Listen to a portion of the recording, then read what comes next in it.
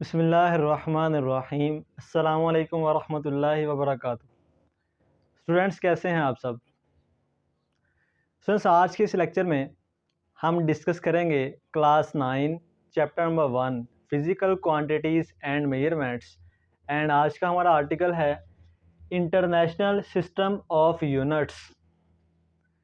Students इसको discuss करने से पहले हम ये देख लेते हैं कि यूनिट क्या होता है। आपको याद होगा लास्ट टाइम हमने जब बात की थी फिज़िकल क्वांटिटीज़ की, तो हमने उसमें ये बात की थी कि फ़िज़िकल जो क्वांटिटी होती है उसके अंदर दो कैरेक्टरिस्टिक्स होती हैं। एक जो उसका न्यूमेरिकल पार्ट या उसकी न्यूमेरिकल मैग्नीट्यूड होती है एंड दूसरा उसका यूनिट होता है। और हमने एग्जांपल डिस्कस की थी, अगर हम एक दुकानदार के पास जाके उससे बोलें कि मुझे 5 शुगर दे दो, तो ये हमारी बात मीनिंगलेस होगी क्योंकि हम साथ में उसको यूनिट नहीं बता रहे। तो ये जो हम साथ में यूनिट बताते हैं ये क्या होता है स्टूडेंट? ये जो यूनिट होता है ये एक स्टैंडर्ड होता है। किस चीज़ का स्टैंडर्ड होता है? किसी चीज़ को मेजर करने के लिए जो हम एक स्टैंडर्ड चूज कर लेते हैं उस स्टैंडर्ड को हम यूनिट कहते हैं। एक एग्जांपल के ज़रिए से मैं अपनी बात को वाज़ेह करता हूँ। सर आपने आमतौर पे देखा होगा कि घरों के अंदर जब ख़वातीन चावल बनाती हैं या कोई भी इस तरह की चीज़ बनाती हैं तो उन्होंने घर में एक स्टैंडर्ड चूज़ किया होता है, एक बर्तन चूज़ किया होता है, एक गिलास या कोई भी एक बर्तन उसको स्टैंडर्ड चूज़ किया होता है और वो उतने गिलास चावल लेते हैं। 2 गिलास चावल लिए हैं, 3 गिलास चावल लिए हैं, तो वो जो गिलास है वो गिलास को उन्होंने एक स्टैंडर्ड चूज़ किया होता है और उनको ये पता होता है कि अगर हम 1 गिलास चावल ले रहे हैं तो हमने इसमें पानी कितने गिलास डालना है, अगर 2 गिलास चावल हैं तो हमने पानी इसमें कितने गिलास डालने हैं। तो वो जो गिलास है वो उन्होंने एक स्टैंडर्ड चूज़ किया होता है। सो इसी तरह आप जब बाज़ार जाते हैं, आप वहाँ से फ्रूट लेते हैं, आप उससे कहते हैं कि मुझे 2 किलो आम दे दें, 2 किलो सेब दे दें। तो आप ये जो साथ में किलो उसको बता रहे हैं तो उसके पास एक स्टोन होता है केजी का, किलो का। 1 किलो का स्टोन होता है, 2 किलो का स्टोन होता है, 5 किलोग्राम का होता है, बहुत सारे। तो ये जो उसके पास स्टोन होता है 1 केजी का, जो आयरन का बना होता है, ये उसने स्टैंडर्ड चूज़ किया होता है कि अगर उसने 1 किलोग्राम सेब की मेजरमेंट करनी है या किसी भी चीज़ की मेजरमेंट करनी है 1 किलोग्राम, तो वो क्या करता है 1 किलोग्राम वाला जो वेट उसके पास है, जो उसने स्टैंडर्ड चूज़ किया है, उसको वो तराजू के एक साइड पे रखता है और दूसरी साइड पे वो अननोन क्वांटिटी यानी वो क्वांटिटी जिसकी मेजरमेंट करनी है वो प्लेस करता है। तो वो प्लेस करता रहता है। जब वो दोनों आपस में इक्वल आ जाती हैं, एक साइड पे स्टैंडर्ड है जो आयरन का बना हुआ है, दूसरी साइड पे अननोन क्वांटिटी है। जब वो स्टैंडर्ड और अननोन क्वांटिटी दोनों बैलेंस हो जाते हैं तो उसको ये समझ आती है कि अब ये जो चीज़ है, जो अननोन क्वांटिटी है, ये 1 किलोग्राम हो चुकी है। तो वो जो 1 किलोग्राम का स्टोन होता है वो स्टैंडर्ड होता है। तो स्टूडेंट्स इस स्टैंडर्ड को हम यूनिट कहते हैं। तो कैसे डिफाइन करेंगे?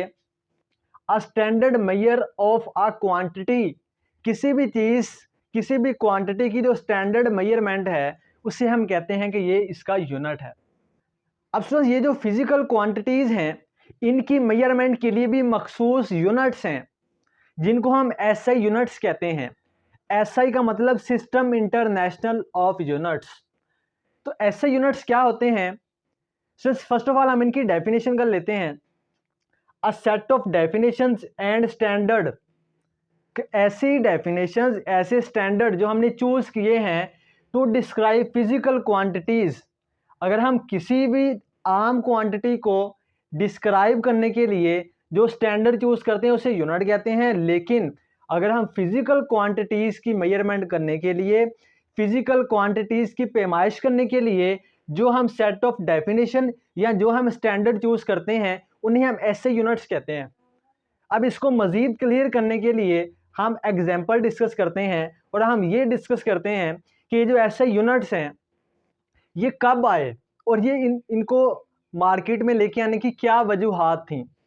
तो स्टूडेंट्स पहले ज़मानों के अंदर चीज़ों की मेजरमेंट्स किलोग्राम्स, मीटर्स, सेकंड्स के अंदर नहीं होती थी। तो इस पुराने ज़मानों में अगर किसी चीज़ का मैस मेजर करना है, किसी चीज़ के वेट की पैमाइश करनी है कि इसके अंदर किसका कितना वेट है, तो उसके लिए एक वर्ड यूज़ किया जाता था जिसे आज भी आमतौर पे लोग जानते हैं, सेर। तो होता क्या था, जैसे पाकिस्तान के अंदर गंदम की तादाद बहुत ज़्यादा है, गंदम की पैदावार बहुत ज़्यादा है, चावल की पैदावार बहुत ज़्यादा है। तो अगर एक आदमी के पास बहुत सारी ज़मीन है और उसने चावल की फसल काश्त की है और उसके पास 200 या 300 सेर चावल हैं और वो चाहता है कि मैं किसी और मुल्क में जाके इसको सेल करूं और इससे प्रॉफिट हासिल करूं, तो स्टूडेंट्स वो क्या करता था, वो अपनी 200 या 300 सेर चावल या गंदम को लेके किसी और मुल्क में जाता था। मिसाल के तौर पे एक आदमी चला गया इंग्लैंड के अंदर अपनी चावल को बेचने के लिए या अपनी गंदम को बेचने के लिए, और वहां पे जाके उसने उनको बताया कि मेरे पास 200 सेर गंदम है, लेकिन वो तो सेर को जानते ही नहीं है, वो चीज़ों को मेजर कर रहे थे किलोग्राम के अंदर। तो उन्होंने क्या कहा कि भाई हमें ये बताओ कि आपके पास कितने किलोग्राम चावल हैं, ये कितने किलोग्राम गंदम है, सेर का हमें नहीं पता सेर क्या होती है। अब ये जो पाकिस्तान से आदमी गया है, अब इसको किलोग्राम का नहीं पता होता था, तो अब इसको किलोग्राम का नहीं पता, उनको सेर का नहीं पता। अब ये अपनी चीज़ को सेल नहीं कर सकता वहां पे, क्योंकि इसको नहीं पता कि मैं कितने किलोग्राम उनको दे रहा हूं और उनको नहीं पता कि हम इससे कितनी क्वांटिटी ले रहे हैं। तो ये जो था, ये बहुत सारे मसाइल थे और भी बहुत सारी एग्जांपल्स हैं। तो ये बहुत सारे मसाइल होते थे एंशियंट टाइम्स के अंदर। तो इन सारे मसाइल्स को देखते हुए कि एक आदमी लेंथ को मेजर कर रहा है सेंटीमीटर के अंदर या इंच के अंदर, और दूसरा आदमी जो है वो लेंथ को मेजर कर रहा है मीटर के अंदर, तो अब ये दोनों के दरमियान एक गैप है, एक कम्युनिकेशन गैप है। तो ये कम्युनिकेशन गैप डिफरेंट कंट्रीज़ के अंदर और मुख्तलिफ इलाकों के अंदर जो क्रिएट हो रहा था, इसको ख़त्म करने के लिए एक कॉन्फ्रेंस हुई जिसको 11th जनरल कॉन्फ्रेंस कहा जाता है। वेट्स एंड मेयर के ऊपर एक कॉन्फ्रेंस हुई पेरिस के अंदर 1960 में, और इस कॉन्फ्रेंस में उन्होंने क्या किया कि उन्होंने यूनिट्स डिसाइड कर दिए। उन्होंने सारी दुनिया के लिए एक वर्ल्ड वाइड सिस्टम क्रिएट कर दिया। उन्होंने क्या किया, एक वर्ल्ड वाइड सिस्टम क्रिएट कर दिया 1960 में, जो पेरिस में जनरल कॉन्फ्रेंस हुई थी। उन्होंने ये कहा कि अब जब भी हम लेंथ की बात करेंगे, तो चाहे पाकिस्तान हो, चाहे इंग्लैंड हो, चाहे अमेरिका हो, जहां भी चले जाएं, लेंथ को हमने मीटर में ही मेजर करना है। जब हम मैस की बात करेंगे तो मैस को हमने किलोग्राम में ही मेजर करना है। यानी उन्होंने एक स्टैंडर्ड चूज कर दिया कि लेंथ के लिए ये स्टैंडर्ड यूनिट है, मैस के लिए ये स्टैंडर्ड यूनिट है, टाइम के लिए ये स्टैंडर्ड यूनिट्स है। यानी सारी फिजिकल क्वांटिटीज के लिए उन्होंने स्टैंडर्ड यूनिट्स चूज कर दिए। उन स्टैंडर्ड यूनिट्स को हम कहते हैं एसआई यूनिट्स। स्टूडेंट, इसके बाद क्या हुआ कि एसआई यूनिट्स को डिवाइड कर दिया गया दो यूनिट्स के अंदर। एक को हम कहते हैं बेस यूनिट्स और एक को हम कहते हैं डिराइव्ड यूनिट्स। अब ये क्या होते हैं स्टूडेंट्स, बेस यूनिट्स क्या होते हैं? बेस यूनिट की अगर हम डेफिनेशन की बात करें तो इसकी डेफिनेशन है the units that describe base quantities. तो ऐसे यूनिट्स जो बेस क्वांटिटीज को डिस्क्राइब करते हैं। अब बेस क्वांटिटीज क्या होती हैं, आपने लास्ट टाइम पढ़ा था कि जो बेसिक होती हैं, जो खुद बुनियाद होती हैं, वो कौन कौन सी स्टूडेंट्स, अगर हम एग्जांपल्स की बात करें तो आप इस टेबल में देख सकते हैं। तो मिसाल के तौर पर हमारे पास एक बेस क्वांटिटी है लेंथ। तो ये जो कॉन्फ्रेंस हुई थी, इन्होंने क्या कहा कि लेंथ को हमने मेजर किस यूनिट में करना है, मीटर के अंदर, और लेंथ की सिंबल क्या है, स्मॉल एल, और मीटर की सिंबल क्या है, स्मॉल एम। तो ये टेबल में आप सारी चीजें देख सकते हैं। टाइम की बात करें तो टाइम का उन्होंने बताया कि टाइम को जब भी मेजर करना है तो हमने सेकंड्स में मेजर करना है। जब हमने टेम्परेचर को मेजर करना है तो टेम्परेचर को हमने केल्विन में मेजर करना है।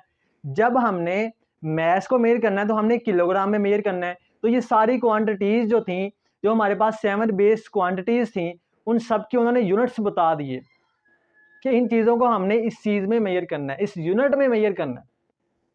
इसके बाद है डिराइव्ड यूनिट्स। तो ये क्या होते हैं, the units that describe derived quantities, यानी ऐसे यूनिट्स जो डिराइव्ड क्वांटिटीज को डिस्क्राइब करते हैं।